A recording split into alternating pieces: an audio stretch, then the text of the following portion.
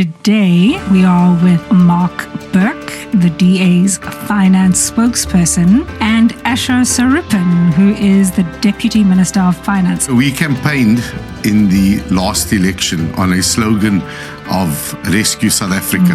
And I really want to take the opportunity on behalf of myself and my colleague, and I think all of South Africans. We not only rescued South Africa, we are rescuing South Africa through the interventions that both yourself, Mark, and you, 100%. Ashor, is doing within Treasury. You're doing an absolutely amazing job. Amazing. Mark, well done. Cheers. Keep pushing.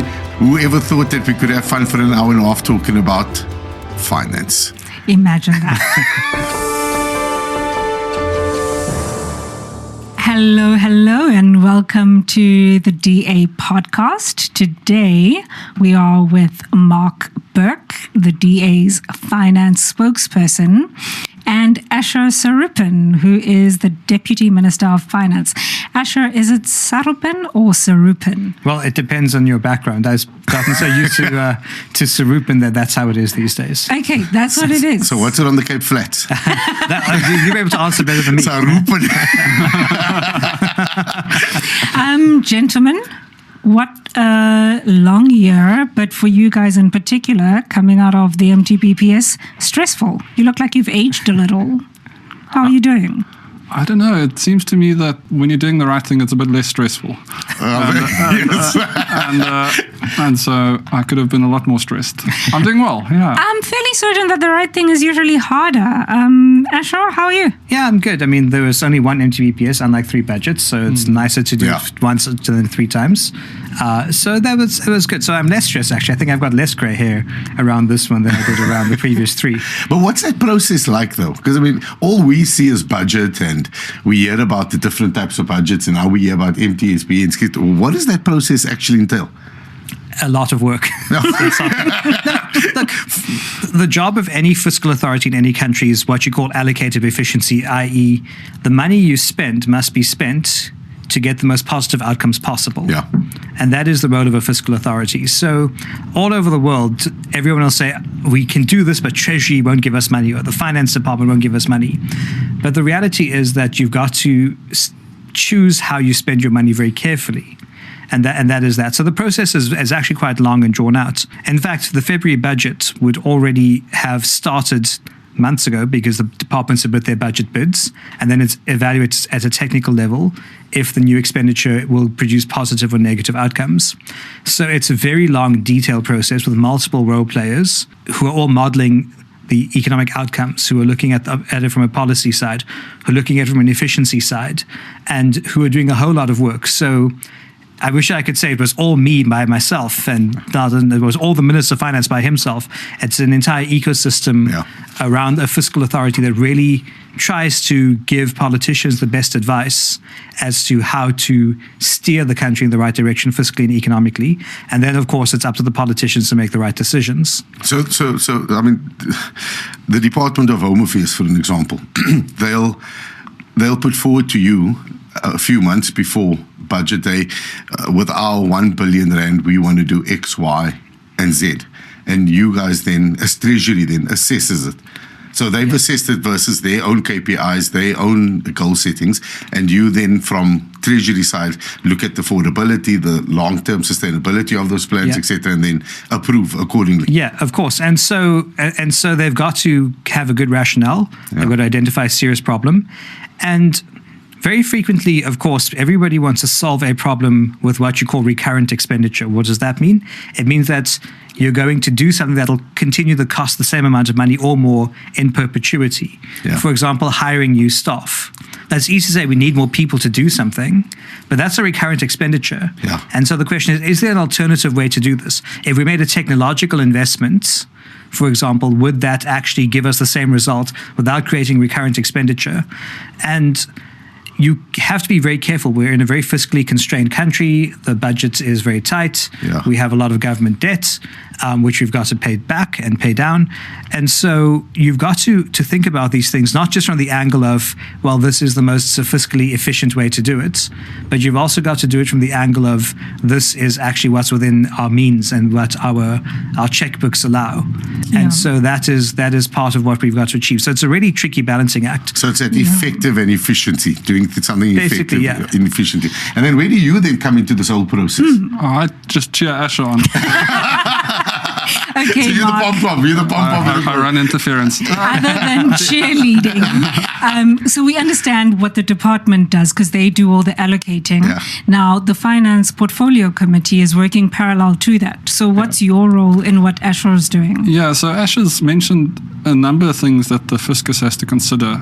You also at times, and it's a tricky balance, but you almost have this collision of ideology in that if the DA had its way, we would run the country like a business, and that you would look for these efficiencies that he's now described. And if you could, for example, at Home Affairs, make a technological investment so that you're able to reduce your headcount, which is an annuity expense and you have to keep incurring. In any business, if you could, cost that trade, you would make the trade. But often some of our counterparts, and definitely the guys in the opposition benches, would say, no, Home Affairs is meant to be a job creator. Yeah. We don't care about efficiency. And so now you've got to find these balances. You have to say, well, how can we wind down this annuity expense over time, replace it with technology in a way that doesn't destroy livelihoods in the short term? And then how do you upskill people so that they actually can compete with, a global workforce in 2025? And so the DA's role in this, and by implication my role in this, is to keep trying to be the sober voice that says, we understand that we can't en masse, get rid of state employees, but at the same time, they need to have purpose-fit skills for where we are now, and we need to have a world-class government. I mean, not to compare apples with oranges, I lived in the UK for a big portion of my adult life. And any website you go onto there looks exactly the same. You always know that you're dealing with the UK government, whether it's your visa, whatever it is. And just at that simple level, we haven't been able to attain that in South Africa. So it almost seems to me that at times we've got a database problem. Yeah. Absolutely. And so the continuous focus on efficiency, responsible spending, trying to get good bang for our buck, is the DA's approach to budgeting. And that's the... I grew up believing that Pretoria was a filing cabinet. What? I grew up believing that Pretoria, the city, was a filing cabinet. That's hilarious. Because every time you'd ask someone about something, they'd say, no, the file is in Pretoria. The file you literally started believing that this place was just a huge filing cabinet. But Alan Winde spoke about this recently as well.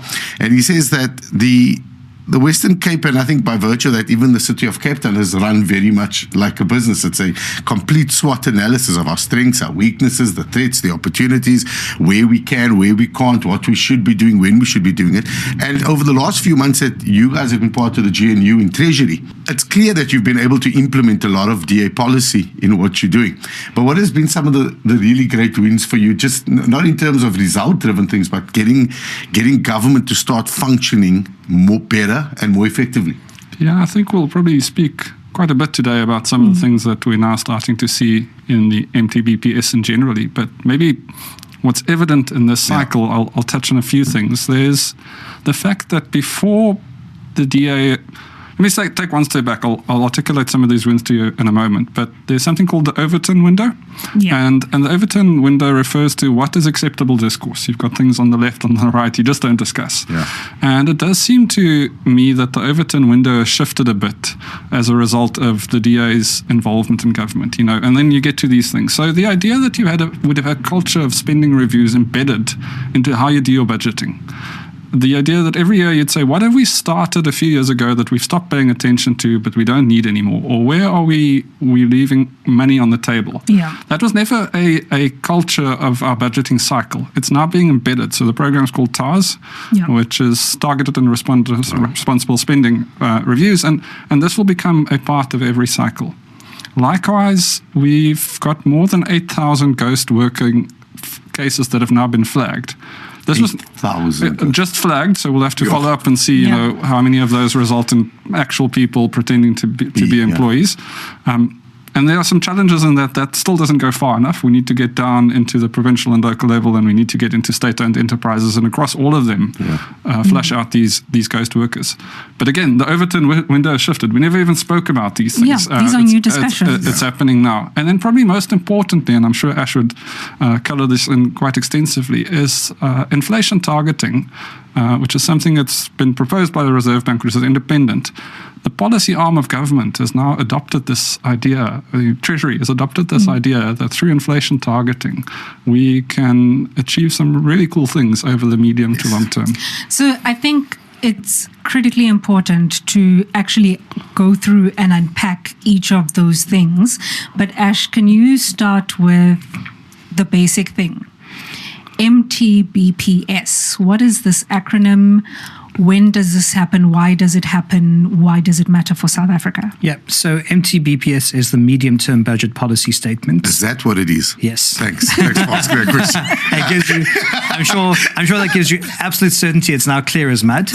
As mud. Yeah, so if you're writing an exam on this, you can calm down to a panic. And so, please don't judge me for not knowing. So in South Africa, the budget, while it's passed on an annual basis, isn't a single year budget. We do multi-year planning. And so it's a 3-year budget. So we always look at what we call the medium term, 3 years. And so we budget planning all the way to an outer year. And so every year we're effectively not just saying we're moving money around this year to meet priorities, but we're planning then out all the way to 3 years' time. And that's what we do in our budget. So the medium-term budget policy statement was designed to foreshadow what's coming in the February budget so that we can give markets, government departments, civil society, everyone certainty as to what the policy landscape looks like on fiscal policy, on the broad strokes of some of the economic policy things that we're doing, and so on. And it usually happens in October. This year with the delays in the budget, it happened in November. Usually happens in October. It was brought in when Trevor Manuel was the finance minister in the 90s and early 2000s, and it really helps give forward guidance so that by the time you get to February, you're not introducing any shocks into the fiscal environment, and people can do all their forward planning. Markets can understand what the government's thinking is at on its broad strokes, on not just on how you spend money, but on its borrowing strategy, on where it sees its debt trajectory, on one of the key reforms are to drive growth, and those sorts of things. And starting last year, we've expanded the MTBPS to include a chapter on infrastructure as well. So it really gives everyone certainty in the planning space. It also gives price setters certainty. We do things like inflation forecasts and so on. So if you look at the detail, all the detail is there. And so that it provides certainty so that everybody involved in fiscal planning, economic policy, economic actors can really already ahead of a budget know what the broad strokes are and then make their decisions accordingly as well. That is incredibly helpful. I imagine. I'm just thinking about Liz Truss. Didn't she have the shock budget that sent the country into a flat spin? Yeah, so she did a mini budget. And unfortunately, so what she did is she tabled a mini budget that didn't quite explain its funding plans, but did lots of things with tax.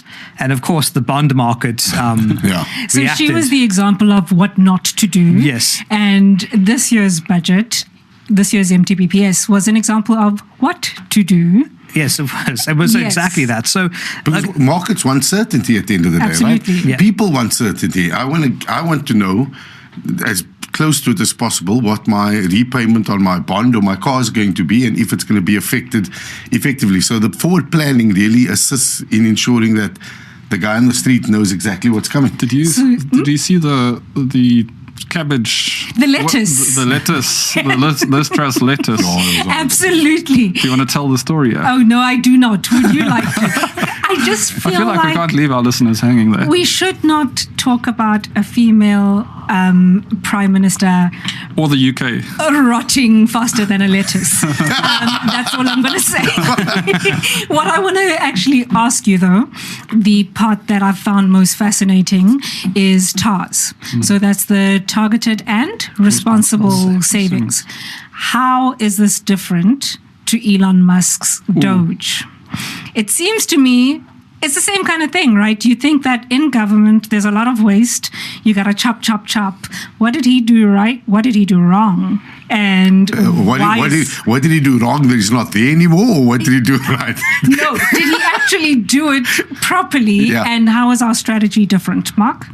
Yeah, I think ours has got the word responsible in it. So that's a big key. Yeah, let's maybe just unpack the two the acronyms here. I think it was the Department of Governmental Efficiency, but it was actually named after a meme coin, Dogecoin. So they found a name to fit the crypto coin. I think ours is a structural approach to how you think of spending more efficiently. I mean, some of the engineers that worked on Doge came out saying, turns out the US government's pretty efficient. Like we couldn't uncover a lot of and I don't think that that's most of African sense of our government. I think we can see the Tembisa looting and we could just sort of know that something's wrong. Maybe to try and explain it to you differently. We've got hundreds of state-owned entities. I'm going to give you 4 names and you guess which one is fake. Okay. You've got the Kalahari Kid Corporation. Mm-hmm. You've got the Water Research Institute. You've got the Gauteng Enterprise Propeller. And you've got the Efficient Spending Institute. Which one of those 4 doesn't exist? Number 4. Number 4. Of course, that would never exist under the ANC, an Efficient Spending Institute. But the other 3 do exist. But what's the first one? The Kalahari Kid Corporation. What does that do? I have no idea. Kid isn't a baby goat. Yeah, kid, K-I-D. Tell me. It's not in the National Treasury, I can tell you that. And of course, each one of these government entities has its own little executive class. And of course, they run training workshops and seminars that don't actually result in much. Mm-hmm. But also at a fundamental level, I think South Africans are just like, you guys are wasting money. Stop it. And so TARS is an attempt over time to rectify that anomaly of excessive state involvement in industries that it shouldn't be in. And within industries and departments that it should be in, what are we doing wrong and can we start doing a bit more efficiently over time? So just in this MTBPS, more than 6 billion rand in savings have been announced. Over 3 years, we've found more than 6 billion rand that we probably don't need. I'm glad you found it before someone stole it, though. And this is the other impressive thing that's coming out of that's such a good point, Angus. Is coming out of this is we haven't now actually gone, we've uncovered these savings, and by the way, we need a lot more than that. The guys need to try harder. But we haven't actually taken that full quantum and chucked it at more spending. Yeah. We're actually starting to consolidate our debt, pay off the debt burden that's leading to this high debt service cost of 1 out of every 5 rand. So you're, on the one hand, because we've insisted on it, you're becoming more efficient. And on the other hand, you're doing the responsible thing with these extra savings. And that does sound to me a bit different to what we saw happening in the US. So I just want to piggyback on that, on consolidating our debt. Coincidentally, right before our talk, I was listening to a podcast where the argument was that fiscal consolidation is basically a neoliberal theory built on a myth. It was to say that again? They were saying that fiscal consolidation is essentially made up. Like it's a theory built on nothing. Yes. Ash, what does fiscal consolidation mean? Why is it important? Is it actually backed up by experience, or are we experimenting with the South African economy? So the South African economy is not a place where you experiment because our problems are so big that if you try dangerous experiments, you'll get dangerous outcomes. Yeah. So I think there's a realm of things you need to think about. The first is we have a low growth economy for lots of reasons, and we can unpack the reasons. There are structural problems, rigid labor markets, there's network industry issues, there's product market issues. So we can go into all of these things, and they all have definitions. The point is we have problems. So we have low growth. And in a low growth environment, government revenue doesn't grow either because you need economic growth to get revenue. So what do? You can borrow to spend, and then you can have a debt crisis, and then you can go to the IMF, and then they'll come and cut your budgets to a minuscule after you overspent and everything. Or you can go to austerity, where you cut all your social programs and say no more welfare, no more grants, poor people stay poor, and do you like seeing a doctor and getting treatment? Well, nothing for you. You could do austerity is a complete cut of social services to help expenditure and revenue mix, and then you can do the fiscal consolidation, which is where you say, invariably over time, governments will spend money, they'll create programs, they'll do things, and then inefficiencies will creep in. And then you'll find ways to deal with the inefficiencies. And you'll start saying, no business class travel for executives, fly economy, for example, which is one of the things in the ministerial handbook, for example. Yep. That's an example. And it's a small example, it's not a big amount, but you start doing all of these things over time that progressively helps decelerate the growth in expenditure. Yeah. Because you can't have your expenditure growth go so far above your capacity to get revenue that your country then ends up in a fiscal crisis. Because if you don't do fiscal consolidation, this is not neoliberal theory, then ultimately you reach a point where you can only pay salaries, maybe some maintenance and your debt. And then you can't do new infrastructure, you can't pay for grants, you can't even do, let alone inflation increases for grants and so on. Yeah. And so it's actually worse for the poor to get to that point where you have a fiscal cliff. And then if you have a balance of payments crisis, where you basically can't cover your costs in FX, foreign exchange, to deal with your imports and so on, and pay your creditors in international markets, then the IMF come in because they're the lender of last resort. Yeah. And if you're at that point, I promise you it's very bad for the poor, it's very bad for the middle class, and it's very bad for the rich. So it's not some kind of neoliberal fantasy, although I wear the badge neoliberal with pride. I mean, I don't, that's fine, call me whatever you want. It is rational policy to say that you've got to consolidate the way you spend government expenditure. You have got to make sure that you get value for money, and you have got to choose to spend your money on the things that make sense. Yeah. And there's never even if we had good economic growth and so on, there's no unlimited magic pot of money. You can't borrow your way into prosperity. And the same with, if you have a credit card, you can have a very nice holiday, but when that holiday is done, you've got to pay it back. Correct, yeah. And so government can create 1 or 2 years of good times by borrowing fantastically. But after that, and then it's time to pay the back. I was looking at it the other day at the different cities' budgets, the different metros' budgets, and so obviously I think Cape Town's got a budget of like 12 billion rand, and you can easily see where it's going because we advertise it well enough. We know where we're putting money or infrastructure, etc. And then you look at a city like Johannesburg, for an example, and they've got a way bigger budget than the city of Cape Town, but they don't have the basics in place. They don't have clean running water. They don't have constant supply of electricity.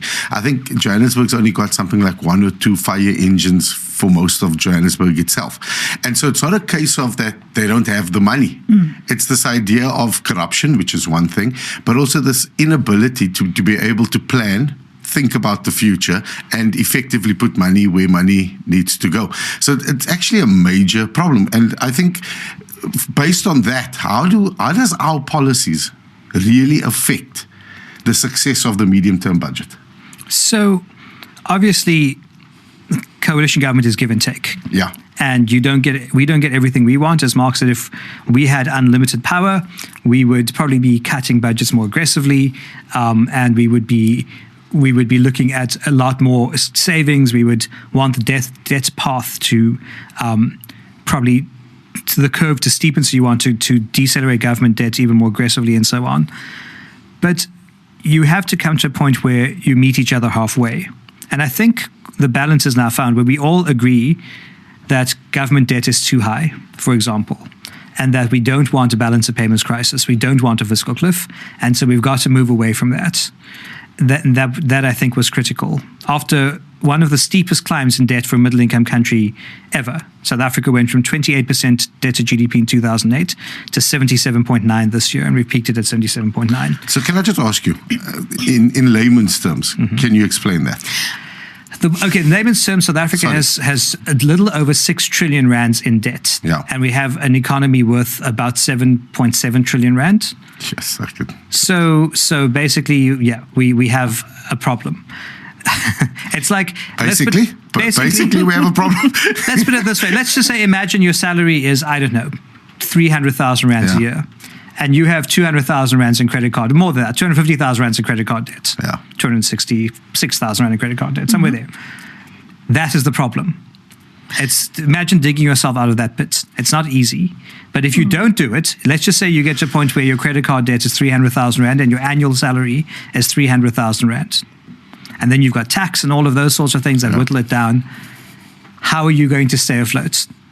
What happens? At that point where you're in your own life, if your liabilities exceed your assets, as we all know, you are bankrupt. Yeah. Correct.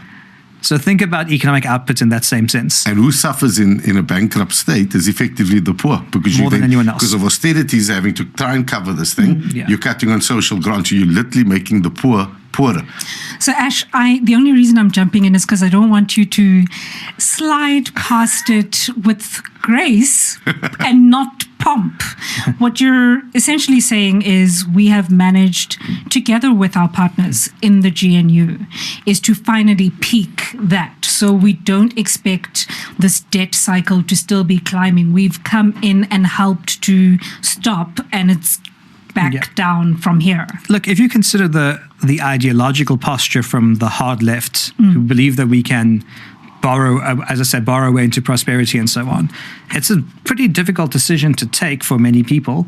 And because weirdly our civil society has lots of these folk floating around, and even in recently the parliamentary hearings on the budget, sort of the criticisms that come through around this from think tanks who are not always certain about their economic literacy. The left is just far more vocal in South Africa. The far left is far more vocal. It's not the left; it's the far left. Yes, exactly. So the fact that you got a cabinet to adopt this, it wasn't just the fact that a cabinet adopted shows that the DA was right to enter the GNU. Because we have this thing is the fiscal cliff is an existential crisis for our country. Correct. Yeah. And so the fact that it's not just me or Mark shouting in Parliament saying, "Look, the debt numbers are so bad," which is what I did for 5 years of my life. But the fact that it's done now is absolutely critical for our country. So I think it shows that we were right to enter, and that. At a cabinet level, at the very least, the fact that cabinet adopted it tells you that there's consensus around this. And we need to ask ourselves, would there have been consensus if the DA wasn't there? We don't know the counterfactual, but maybe we wouldn't be the case. Yeah, maybe worth touching on there. I think we've all been to that braai. I definitely, coming from the Free State, have been to that braai where you say, when are we going to start the braai? And they say, ons gaan net nou braai. And then an hour later, you're like, when are we going to braai? And they're like, we'll start soon. I'm around the corner. I'm around the corner. And eventually they might start the braai. But by that point, and that's basically what happened at the national level. We keep saying until this year that we're going to stabilize our debt to GDP. This thing will peak at some point. Not now, but it will peak at some point. Yeah. And this time we said it's going to peak this year, and it's peaking this year. Yeah. And so I think that's quite encouraging. There's obviously a lot of work to do. At 77.9%, it's a silly high ratio. And I think just to bring that down a level from this economic term of debt to GDP, if you are spending 22 rand out of every 100 that you earn on servicing your debt or paying off effectively your interest your interest rate on your credit card, it means you can't buy the other things that you need. Yeah. And if you were to use this analogy to try and understand our national spending, at the moment our debt service cost is bigger than what we're spending on basic education. Yeah. It's bigger than what we're spending on healthcare. It's bigger than what we're spending on security. So this one line item is exceeding major other ones. And unless you start chipping back at the overall debt, which is this debt to GDP ratio, that's large, more than 6 trillion rand quantum that Ashor has mentioned, you will end up in a situation where that 22 becomes 25 and becomes 30, and at some point it's almost the only thing you can pay. And of course, by that point, South Africans will be like, we're not giving you tax money to pay off the debt anymore. And so then the debt will become more expensive, and all of that sounds like doomsday, but it's formally called a debt spiral. But it's the equivalent of getting into a cycle that you can't get out of. And now we've actually, through the DA's involvement in this governance arrangement, we've started to chip back at that. And that is something to commend. So can I tie that back to our earlier conversation? Is it through TARS that we've managed to save the 6.7 billion rand? 6.7. Angus. We need a younger audience to the podcast. 6.7. Fine, I am. Do you know on about the 6.7 thing? Not at all. No, guys, come on. Unpack that joke first. Is anyone I don't know it actually. I just have my teenage sons. Don't ask Angus. So through TARS, we've saved 6.7 billion, and that is what is enabling this lower borrowing that's then bringing, am I correct? Well, no, I mean, that's 6.7 billion in a 2 trillion rand budget is a rounding error. A fair point. Fair point. It's a start of a process. Yeah. And obviously we'll see there's more to come from spending reviews, and it's one of the things that I think sort of during the budget fight earlier this year was critical, but it happened. And now it'll gain pace on its own, and that's separate. What enabled us to get to a point where we peak debt to GDP is a couple of things. The first is the long-term fiscal consolidation yielding results.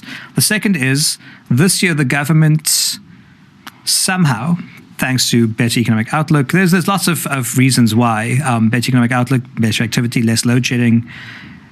There was more money in the system than budgeted, forecast. So the forecast was, on tax, you say, okay, we'll get this amount of money in. The new forecast is we'll get 19 billion more than we had intended. Wow. And so those things together create the confluence where you can say, okay, do we hire more political advisors for everyone, or do we deal with the debt problem? Yeah. And the decision was made rightly that we will deal with the debt problem. Some of them, there is some, because we've got more money, some of it goes to infrastructure and so on. But critically, the debt problem was dealt with. And so it was a responsible choice and the right choice. And to do so while also adjusting inflation downwards is a big thing to do, because obviously we speak about nominal and real. And the nominal number changes when you have low inflation, because you're not effectively printing as much money. So that number that would have been gotten bigger and bigger gets slightly less bigger. And so to be able to peak debt to GDP even with that was a pretty big deal. Yeah, it's brilliant, eh? So you've touched on inflation. The other big announcement in the MTBPS was the new inflation target of 3%. Now, to be fair, I understand how many things work. I don't understand this one and the import. What is the big deal? So our inflation target used to be in a 3 to 6% range, right? Now it's 3% with 1% margin of error, whatever the case may be. Why does that matter to you and me? What does that actually mean for the country? So I think it's a bit of history is important here. South Africa, for most of its history, battled high inflation. So all of us have, I'm sure Mark will remember this more than most of us, being from the Free State, parents who say to us, when I was a kid, I'd go to the grocery store with 20 Rand and I pay for groceries for a month. And now it costs so much and I can't even buy a litre of petrol for that amount of money. I'm sure we've all heard that story from our parents and our grandparents. So that's actually a reflection of the lived experience of South Africans, because 1960s, 70s, 80s, and most of the 90s, we had high double-digit inflation. And then in 2000, the Reserve Bank says we're adopting inflation targeting, and we're going to run inflation within a band of 3 to 6%. And then with the credibility of the bank, price setters now have an anchor of inflation expectations. They know that the bank will respond through interest rates and the amount of money supply and so on to contain inflation to within a band. So they start setting prices based on this. Obviously, they'll know this is inflation and they'll work on that. You might have costs that exceed inflation, but when you start setting prices, whether you're a municipality or a business, whatever, you'll start on inflation. So that meant that suddenly, instead of the Rand losing, value every 10 years, prices double. Suddenly, every 16 years, prices were doubling. So it's stretching it out. Stretching out, And so the story of when I was a kid, 20 Rand would pay for my groceries for a month. Now so it's less drastic. It's less drastic, considerably less drastic. But there's a few other things about inflation. I can. This is going to take a while. So buckle up, because inflation's an interesting topic. So the government ran the band 3 to 6%, and then the intention was always that you go lower, and over time you'd get to a lower target. Then there was an emerging market currency crisis in 2001, and the conversation never really went further. But because there was this wide band of 3 to 6, generally people presumed 6, and so prices went up around 6%. Then in 2017, a very great man, Lesetja Kganyago, became the governor of the Reserve Bank, and he announces we're now targeting the midpoint of the band. So we're going, the government says the band is 3 to 6, we're going to go for the midpoint 4.5. And then prices start coming down, or inflation rather stops rising. So prices stop going up by the 6%, because price setters know if we try to squeeze more out to maximize our margins and so on, the bank's going to act and it's going to raise rates. And so we know from the credibility of how the bank acts, we have got to work within their band and tolerance band, and inflation starts coming down and settles in at 4.5. Now, of course, the government's agreed. Instead of having this band of 3 to 6 with an implicit target of 4.5, we're going to go for 3 with a tolerance band either way, in case there are shocks. Let's just say there's an oil crisis somewhere and inflation runs, it can run up to 4%. So that's the broad strokes of the history of inflation targeting. But you asked the most important question: what does this mean for you or me? At 4.5%, the price of a loaf of bread would double in 16 years. At 3%, it doubles in 24 years. Now, at 6% of the double in 2 years. Exactly. 6%. No, 6%. It would double in 10 years. Yeah. So, and in 1980s inflation, it would double every 2 years. Yes. Correct. So you don't really want to do that to people. Now, think about this in the structure of our economy. You have 16 million people in social grants, and people who hustle to get by, whose earnings or remittances are very meager, and who have insecure job. They might have a job one day a week and so on. The earnings for lots of people are very low. Do you want them to be able to afford basic goods or not? Yeah. And I actually said this to Parliament. I said, with the new targets, we are now saying to people, instead of choosing between toothpaste and food, we're trying to make sure that they can afford both. Yeah. Now that's for poor people. If you're in the middle class and you want to buy a house, do you want inflation to be so high that you're choosing between paying your home loan and food? Because when inflation goes up, rates go up. Correct.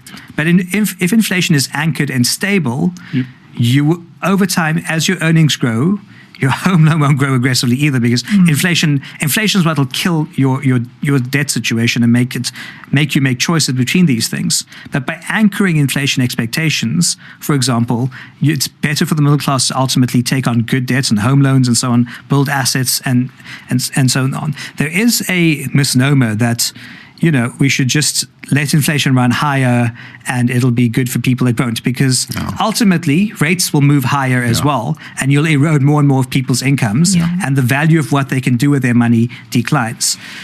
And then lastly, what does if we want to be attractive for investment, we've got to be in line with other emerging markets. If you are a wealthy country like the United States, most of the European Union and so on, it's not even a debate. Inflation is at 2%. The banks have targeted 2%. I think Paul Volcker in the 1990s started inflation 70s. targeting way back when, but they started at 3% in the US and then dropped to 2%. In most emerging markets have moved to a 3% target. We're at 4.5%. If I'm an investor and I'm going to invest in South Africa, or I'm going to invest in another emerging market, and South Africa's 4.5 and the other market's 3. That means the value of my investment will erode more quickly in South Africa than the other emerging markets. Correct. So it goes somewhere else. Yeah. So for those 3 reasons, it matters. That is incredible, because my very next question was going to be why or how does this impact jobs? And you're saying there's a direct correlation between that and the investment that we need to lower create inflation jobs. creates more jobs and creates an environment for more jobs. It creates the environment. So there's a very important phrase here: a necessary but not sufficient condition. Yeah. If you have high inflation, you will not get good growth. Yeah. If you have low inflation, it says a necessary condition but not a sufficient condition for growth. There are other problems. Yes. You need cheap and reliable and stable electricity. You need good ports. Yeah. You need labor market flexibility. You need a regulatory environment as well. All these things need to come together. Network, yeah, exactly. et cetera. There's lots of things. But if you have high inflation, all those other things won't make too much of a difference. Yeah. So it's good for the economy in the medium and long run. And that's what matters. You don't take decisions for 1 year. You take it for what will make South Africans better off over time. So it's a necessary condition, but not on its own a sufficient condition for growth. Okay. So those 8,000 ghost workers are going to create 8,000 jobs effectively as well. Well, if we get those salaries back for sure, but at least we won't be inflation adjusting their Here's the other thing, like people in government, trade unions, as the Reserve Bank governor always says, hate inflation so much, they always want more money than inflation. Yeah. So you just give them less inflation and then, And they have all the money. And yet, that hasn't been the stance they have taken. I was listening to media commentary slamming the 3% inflation target. I was very confused. Yeah.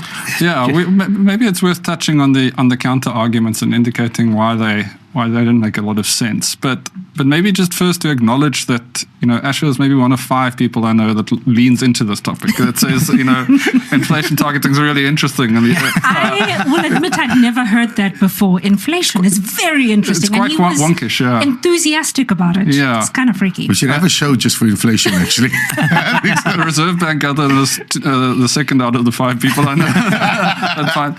But it is important, and it does affect people's lives. So maybe to touch on 2 sort of economic theories that play into this. The one is what's called the expectations theory. Ashor mentioned the Federal Reserve governor in the US in the 70s, Volcker. At some point, they realized that inflation was getting out of hand. I just want to take a step back and try and make this as simple as possible. When a central bank sees that inflation is running wild, the mechanism they most often use to try and combat that is to raise interest rates. And what that means is if you've got a loan outstanding, they'll make it more expensive to repay that loan. And they do that because as you make it more expensive for people to get access to credit, the people who would have had access to that credit now are less keen to spend. And when they are less keen to spend, that brings down demand. And when you bring down demand, then the price of goods don't go up as quickly as they would if there was excessive demand. Okay, so Economics 101, interest rates are used to try and control inflation by central banks. Now, Volcker in the 70s in the US, his central bank didn't have any credibility. People genuinely did not believe that they would raise interest rates sufficiently to try and combat inflation. Yeah. Their policy approach was incoherent. And they had to raise interest rates above 20%. It was so bad that car dealerships would send car keys and coffins to the Federal Reserve and say, like, you're killing our industry, you're killing our sales. Like, people can't get access to credit. And so they had to take some pretty wild steps to try and bring inflation under control. Now, fortunately in South Africa, our Reserve Bank doesn't have that credibility problem. There is an understanding that when they say something, they mean it. And so the expectation theory says that when your central bank has this sort of implied authority, sometimes they can just mention that they'll increase interest rates. They don't actually have to increase interest rates, and that by itself will cause the price setters to respond. This credibility aspect, I think, does undermine this counter-narrative that all of a sudden life's going to become very expensive, especially for the poor, because interest rates are going to go up.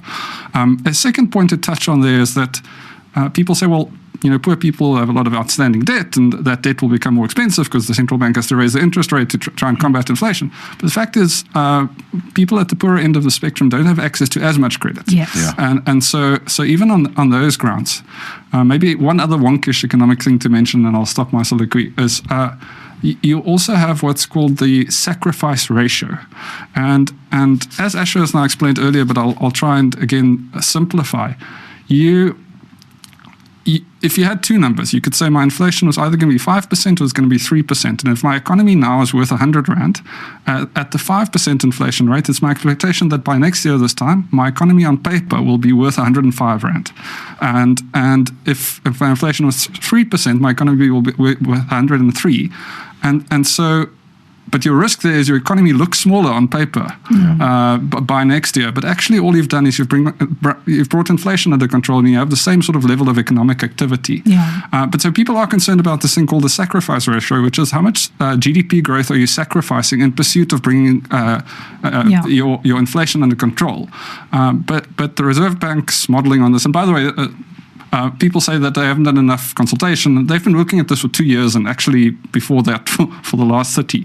But the modeling indicates that you might have the sacrifice ratio of about 0.3% of GDP.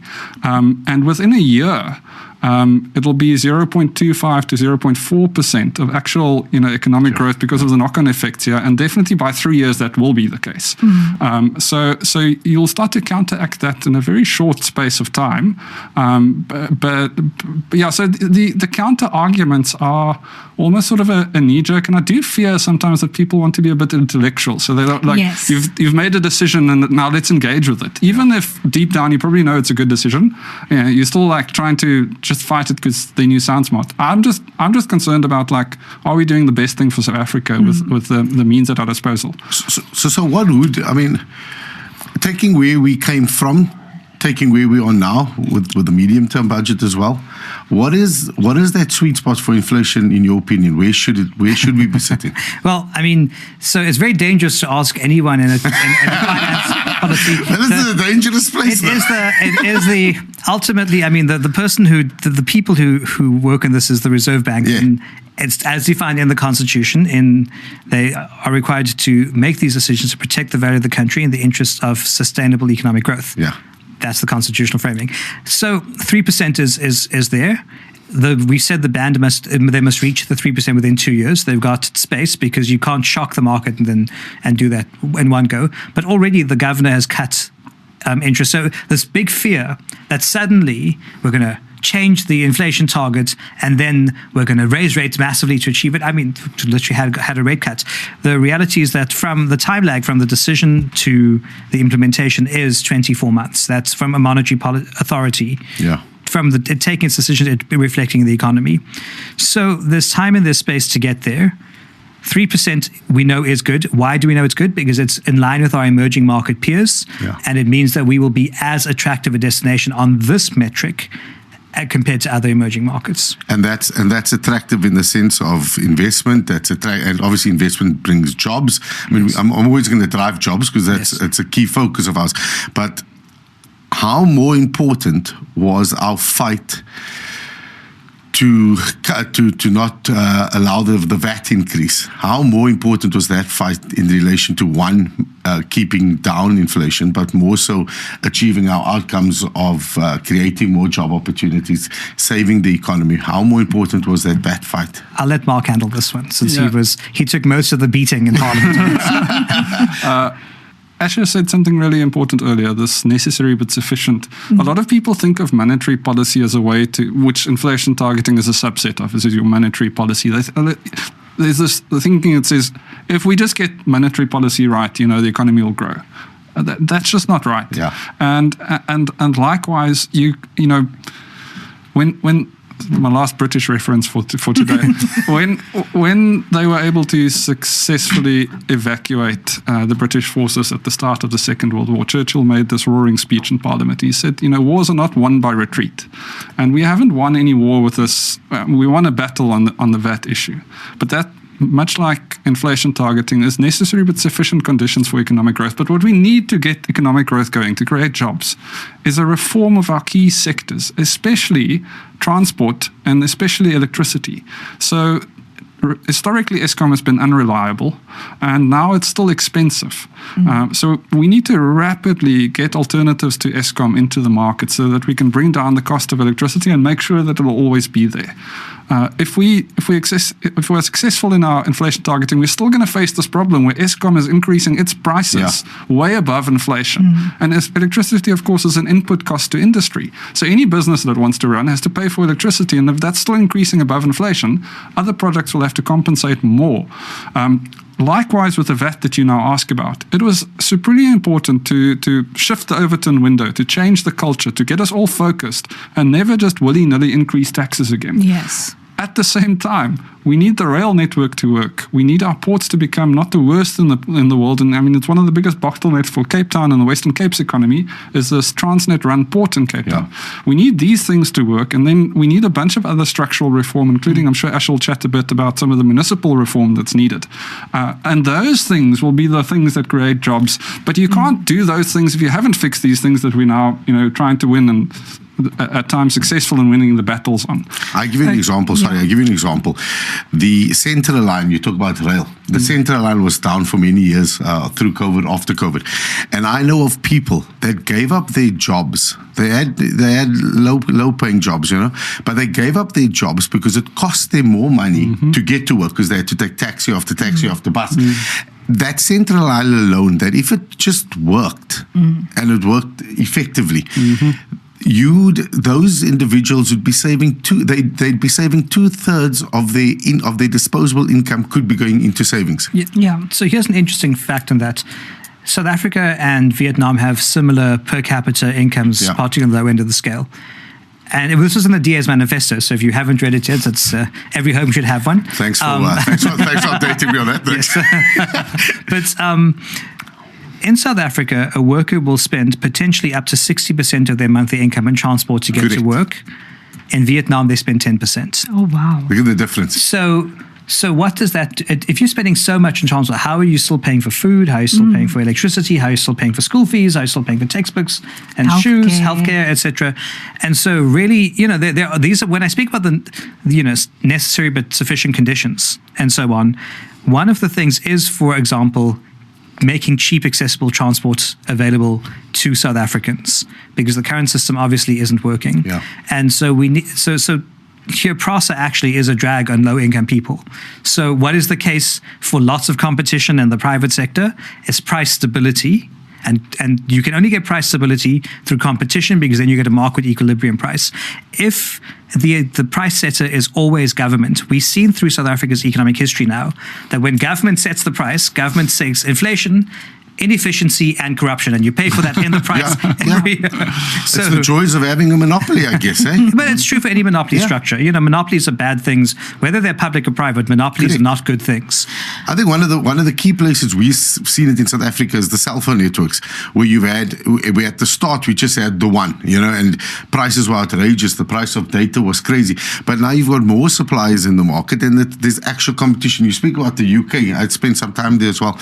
I was amazed to see that you could buy gas from 3 or 4 or 5 different suppliers. You didn't just need to buy your power from Eskom. So will we get to that point in this country where we actually are opening it up to the consumer, opening it up to competition, and effectively making it cheaper for the consumer? Yeah, one of the things that the ANC and the DA agree on is that we need to move to a competitive energy market. Obviously, the DA would sort of... They would have done it already. The DA would have done 1990s shock therapy on this. Yeah. Stop it, change it a bit. But there's general agreement on electricity. It's great that we don't have load shedding right now, and we've got stability of supply. It is a necessary but not a sufficient condition for what we need. And I'll keep using that phrase, because if the electricity price... So when I finished high school and started university, load shedding started. I was a teenager. I finished high school at 17. And I'm now 37, and the risk is with some grey hairs. And the risk of load shedding is ever present, and has been like for half my life. All of my adult life. You've worried about load shedding, exactly. So, but the other thing that happened in 2007 is, for those first 3 years, electricity prices went up 33% a year. Yeah. And then it's been well above inflation. If you want growth, you have got to make sure that firms don't have to choose between hiring new staff and paying their for electricity. Yeah. And again, electricity is an inflation driver, and that inefficiency. So to sort this out, you need a competitive market. Now, the Electricity Regulation Act imagines a future, or plans for a future, where you do have a competitive market. You've got the wholesale market, you've got transmission, distribution, generation separated, and you've got the competitive generating market that sells into the system and then distributes by, and then the market equilibrium price is set at the center. And then you don't have a single point of failure that can chokehold the entire economy. Correct, because it is different supplies. Yep. Look, let me tell you, the city is doing just that one thing. The city is looking at various ways of powering up and getting electricity. So they'll even pay you to, for instance, if you have these solar panels, they'll pay you for the electricity you don't use that goes into storage. Now, the long-term effect of that is that we're able to provide indigent relief to many people, where a lot of poor people don't pay for services. They don't pay for rates, they don't pay for water, because we're able to subsidize that through innovative ideas that we are doing to be able to make more money and to keep the lights on. Alan Wendy also spoke about, I think in George, they're doing a pilot. An intern, he said, developed an app for trading electricity. So there's a lot of innovation happening. What I would like to sort of get to grips with, I have a 16-year-old who is writing exams. So my life has been spider diagrams, Venn diagrams, trying to put concepts together. Mark, you spoke about structural reform. So what does that mean? And what is the relationship of that to something like Operation Vulindlela? And obviously within that falls some of these things that we've been talking about. Break that down. Yeah, so Operation Randela, for our listeners to know, maybe another point for our listeners at home, the city, Angus was referring to the city of Cape Town. Yes. Yeah, thanks. Yeah, sorry. It's not Johannesburg. The functioning one. It's not Joburg yet. It Right, will be. there we Doesn't go. my face say Cape Town, though? Fair enough. For our viewers at home, the Operation Randela is a program run out of the presidency that is meant to accelerate some of these reforms that we've now been talking about. And they've done some decent things. The challenge is that it's not fast enough. And so let's unpack some examples of what reforms we need. When we say the rail network needs to come alive and service industry and get our farmers' produce to ports and so on, that has a bunch of components in it. It has private sector participation on the rail network. So you have these train companies that's not Transnet that runs carriages and locomotives on our rail network. That bit of sort of devolution and participation of the private sector has been enacted, and they've received bids and so on. But likewise, you need to get private sector participation in the actual rail network itself. So building that out, maintaining it, and so on. You need it in the signaling system, and there's about 30 to 40 entities that sits within Transnet. And we need to see a reform of how this behemoth entity is run in a way that introduces more of the competition that Angus spoke about earlier, so that people could say, well, the price and the timing on this carriage is going to be that, but if I pick this other service provider that runs overnight, it will be priced slightly differently. And for my particular product, I can afford for it to be 12 hours later, but I pay a bit less, and so on. You don't have that level of optionality at the moment with one counterparty that is Transnet. With electricity, again, it has a bunch of things in it. Electricity can broadly be understood as these three things, which is where you generate the power, how you distribute it, and how it then finally is billed and utilized at the individual level. Otherwise known as, help me out here, generation, transmission, and distribution. But at each one of those levels, you can also have competition. So what Angus mentioned earlier is the ability to say, well, out of these 5 companies that can bill me, I'm going to pick this one. And they will in turn say, out of these 10 generators, I can pick that one. And so you need that level of competition. Now, what I will say here is something that Ashor often reminds me of is, it feels to us super slow and frustrating, and why is Eskom so prevalent, and why does it not work, and why is it so expensive? But then serious organizations that have looked at how other countries have gone from complete state control to more private sector participation, look at South Africa and say, you guys have done this devolution of this function in record time. We've never seen deregulation at that pace. Well done, keep going. And so that should give us some encouragement. It's not sufficient, but already, the fact that the lights are actually on, even though it's expensive, is a direct result of private sector participation in our electricity grid. Sure, but Mark, that is difficult to swallow. It's great to hear. It's necessary, but not sufficient. Exactly.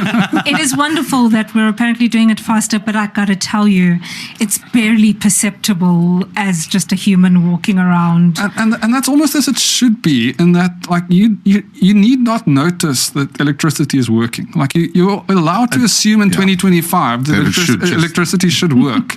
And you should then almost be outraged and say, why is it so expensive? I need it to be a lot cheaper so that I stop thinking about it, so I can go think about things that actually create economic value. It's not normal for a population of 60 million people to all be concerned about how much electricity is costing and where's it going to come from. It's not normal for 60 million people to take turns sharing electricity either. Yes. So, I mean, look, I think the key thing is, you say about noticing change and so on. The thing about getting change is that if you take lots of cumulative steps over time, each of those steps are small. The end result is impactful and big, but you don't notice it. Yeah. And so you can do a shock to the system. Absolutely, you can. And then maybe it'll work, maybe it won't work. And then, maybe things that people are better off, maybe people are worse off. But that's why it's not good public policy to shock the system. Yeah. So let's use Umgeni as an example. The people who are cutting the grass there, sweeping the streets and so on, keeping the municipality clean, are the same people who were there when the ANC ran the municipality.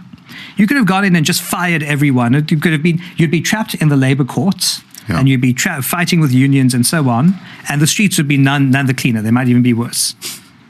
So the question, you could fight, or you could say, where is my problem? Is my problem middle management? Is my problem the fact that people are too lazy to actually just draw up a schedule of work? Is anyone inspecting what they're doing? And all those cumulative steps mean the grass is cut on time, the refuse is collected. Ashor, I know what you're saying, okay? It doesn't make me feel better right now. I'm going to the gym and I have lost weight just over like 18 months. I wish I'd just taken Ozempic. I want the results yesterday. I did 25 in 3 months. On Ozempic. That is crazy. No. I did 10 and 18 months. 25 in 3 months. Well done, All I'm guys. saying, Deep austerity measures. I want the radical, okay? but literally 25 in 3 months. You remember the first show we did? Yeah. The first show we ever did. I mean, I've got a photo of it. And if I look at myself on Sunday, coming, when everyone else watches this, versus that first one, you can see the difference completely. Amazing. Angus, I resent you. Oh no, celebrate your wins. Much like South Africa should celebrate our wins. I resent you, so I'm changing the subject. No. Go back to it. You're going to the gym, which is a good thing. There is so much more to unpack from the budget. I could keep you all night. Yeah, it's but amazing. Somebody has a lovely new baby, so I don't think I should keep you here all night. Is it keeping the austerity measures at home? On that score, can I ask each of you to pick? It can be something we've discussed, something we haven't discussed. Pick your favorite thing out of this budget season, out of everything we've managed to do, anything you've worked on. What's your absolute favorite achievement? I'm sure Ash is going to tell you a bit about municipalities, but I won't speak for him. Look, Tell us about municipalities, Mark. So, look, I think the big thing, the most important thing is Metro Trading Services. So I'm not sure how much time we have left to explain all of this, but we'll make the most. Okay, so right now, when you pay your municipal utility bill, that's a big word to get out. When you pay for your bill from the municipality every month, it goes into the general account, the big bank account of the municipality, and they can spend it however they want. Yeah. They can spend it on fixing the leaky pipes. They can spend it in hiring a new advisor for the mayor or sending him an overseas trip or her, or they can spend it on beadworking projects. It doesn't. It's up to them. With the reforms that we're doing, what the critical thing is that municipalities now have to ring fence, starting with water, their water entities. So when you pay your water bill, that can't then be spent on a political advisor for the mayor. Or an upgraded car. It has to go back into the water entity. Correct. And then they will have to firstly sort out their maintenance, pay their water board, do their future infrastructure build, and only if there's surplus left over after that can it go back into the general exchequer. So I think that's a big thing, because what it means is it's a critical way to stabilize water in our metros, where if you're in Joburg or you're in eThekwini or parts of Tshwane or parts of Ekurhuleni elsewhere, we've had load shedding. Now we take turns sharing water, and I live in Ekurhuleni, so I know this firsthand. I do take turns sharing water with the other suburbs around me. So I mean, we're going to do this with all the trading services. And that's a critical reform. But the other thing is that there's money now from the World Bank. So every rand that they spend in infrastructure will match with the rand from the World Bank on a particular kind of finance vehicle that we've got into the system.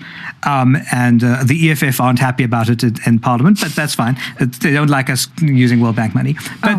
But the critical thing is, hey, it's cheap money at low interest, and it will enable us to then invest in the massive water infrastructure backlog, and then the massive energy infrastructure backlog, and then the refuse removal backlog, and then the sewage and sanitation backlog, all of those trading services that you pay for month to month. And then we will have stable services across our country if we get this right. But also people are to vote for the right local government leaders to execute the plan. Well, that is fascinating. So they would rather have their voters sharing water than use cheap World Bank money to fix. Well, let's see what happens. With the program started, it's running at pace. Let's see what happens. But I suspect right now the City of Cape Town will probably be the most effective implementer of the program. It sounds amazing. We've implemented in the last budget. We've implemented, and electricity is electricity, water is water. But we've been able to manage it so effectively that we're almost at that point where we are able to grow and spend more money on infrastructure in those various departments because of how we're managing the process. We've got one of the highest return rates in terms of people paying. That is amazing. In the country. That's awesome. Mark, what's your favorite? A culture change. Same all. Yeah, bear with me. We've had a lot of numbers today. this isn't a perfect matchup, but it's a good way of understanding it. The DA at the moment has about 22% of the national vote, and about 22 rand out of every 100 is spent on debt as a nation at the moment. And it's my contention that, and the data is now showing it, that as our share of the vote will go up, so the share of our revenue that we spend on interest payments will go down. Yeah. And that's a direct result of this culture change that we've been able to affect as a result of being in the room where some of these decisions are made. So we've touched on some of these things today, the ghost workers and, inflation targeting and more efficient spending and actually being able to start ticking off the things you need for your economy to have a fighting chance. But all of that can be surmised for me in a willingness now to engage in some of these things. A lot still has to happen, and we need to get through February's budget cycle, and I'm sure next year will come with its own set of fights and uncertainty and turbulence. But it's my read of the sentiment in South Africa at the moment that people want to be a bit more hopeful, and there are reasons if we can get these things right, if our voice of reason in the DA is being listened to within the corridors of national power, that we will be able to start chipping back at this debt burden, that we will be able to fund the things that we need, and that we won't have to tax South Africans more to do it. And anyway, that's why I'm getting up in the morning. That's that's the journey we're on. So Ashor, quick fire, the top 5 things that have stood out for you in the medium-term budget. Top 5. I mean, we discussed them all. Inflation, obviously debt to GDP peak, metro trading services reform. Number 4, we didn't talk about it, but it's very important. Changing the way government spends money from consumption to investment, more fixed assets. And then the last thing is the growth forecasts for next year is, at this stage, at least at population growth, so we stop getting poorer on average. Yeah. And what you currently reading? What am I currently reading? I'm reading a book on Poland and its economic growth. It's by a professor, I forget the title. And basically, there's lots about the developmental state in like Asia and what they did. But Poland has gone from like in the 90s being, when it was released from the Soviet Union, poorer than South African average, is now the 20th largest economy in the world. Yeah. And that's a completely different model to the developmental state. Yeah. So I'm reading about that because obviously it's important to challenge hegemony at all times. Absolutely. And to not let a single idea and pathway of thinking dominate. And so that's my next thing is like, what are the alternative models that get to growth? Because Poland is an example of getting very wealthy. I don't want the kind of democratic backsliding we see there, but I do want their growth. You must follow the president of Poland. Look, it's all in he speaks Polish in all his videos, but he's managed to capture that country in a way like never before through social media. Unbelievable. And Mark, what are you reading? I am reading at a very slow pace because of the 2-month-old you mentioned earlier. I'm reading Tom Holland's Dominion, which is, have you read it? So not the Spider-Man Tom Holland, to be clear. Different Tom Holland. No, I read Rubicon and I'm Yes. waiting for Dominion. You can have it once I'm done. Give me a bit of time though. It's about I guess Christianity as we understand it now, but also the shaping of the Western mind.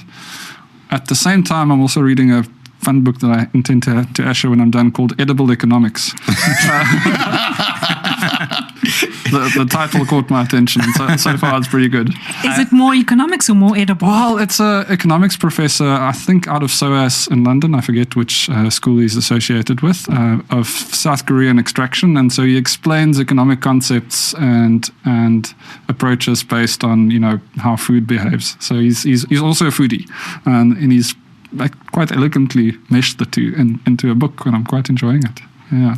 Fascinating. Okay, so the last thing that I want to know is, within the GNU, looking forward when we have this conversation next year, what do you want to achieve? What do you think is possible? What are you excited to see when we have this interview next year?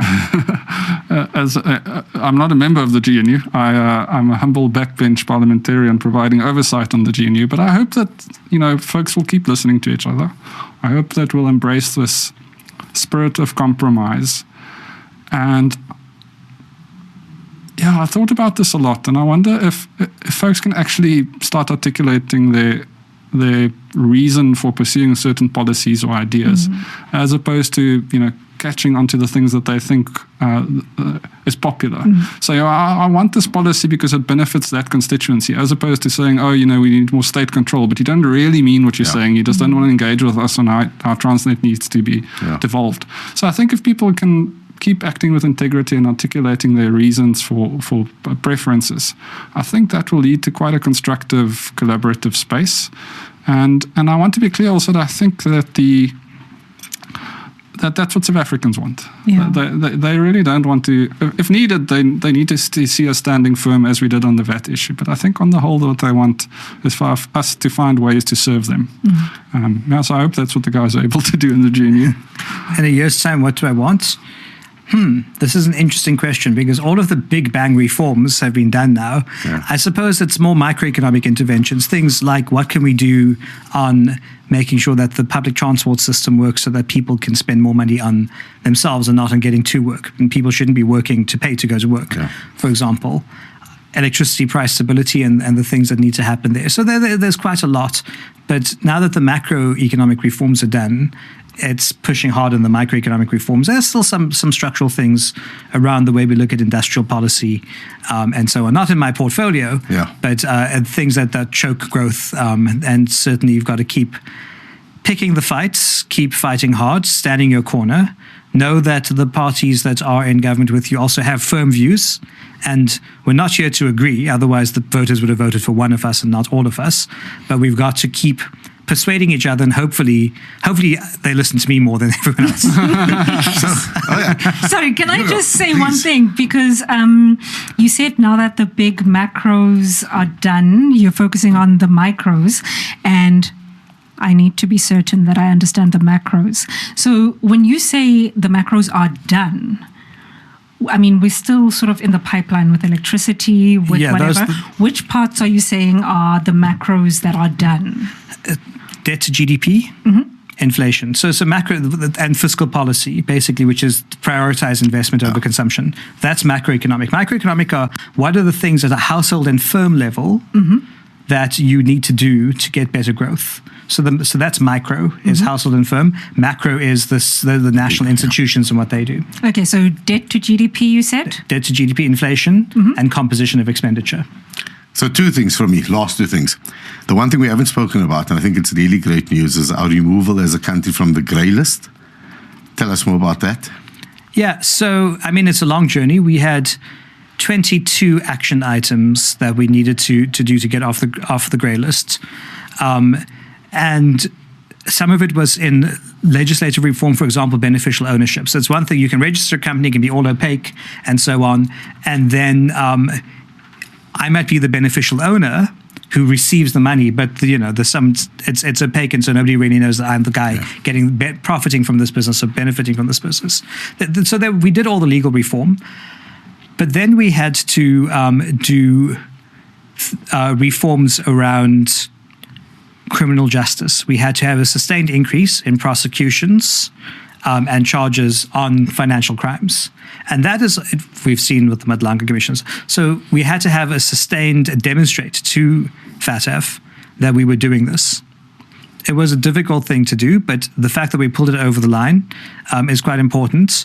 And we're off the grey list, which means that we have easier financial transactions now, easier than we would before, because there's less compliance for international actors to work with the South African financial system. So it was a long journey. It was 2 years, but it's done. And the hard part, which when you look at the Madlanka Commission, makes you worry about the state of a criminal justice system. But at least on the financial side, we were able to demonstrate that we can do that.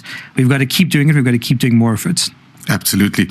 So we campaigned in the last election on a slogan of Rescue South Africa. And I really want to take the opportunity on behalf of myself and my colleague, and I think all of South Africans. We not only rescued South Africa, we are rescuing South Africa through the interventions that both yourself, Mark, and you, 100%. Ashor, is doing within Treasury. And I think a lot of people don't understand the extent of Treasury. Treasury ensures that every other department works and that every other department gets what they need to get to make work. So well done, Ashor. You're doing an absolutely amazing job. Amazing. Mark, Well done. Cheers. Keep pushing. I'd like to see that come down even further next year, Mark. Thanks for the chin fuss. But thank you very much. It's been an awesome show. Whoever thought that we could have fun for an hour and a half talking about finance?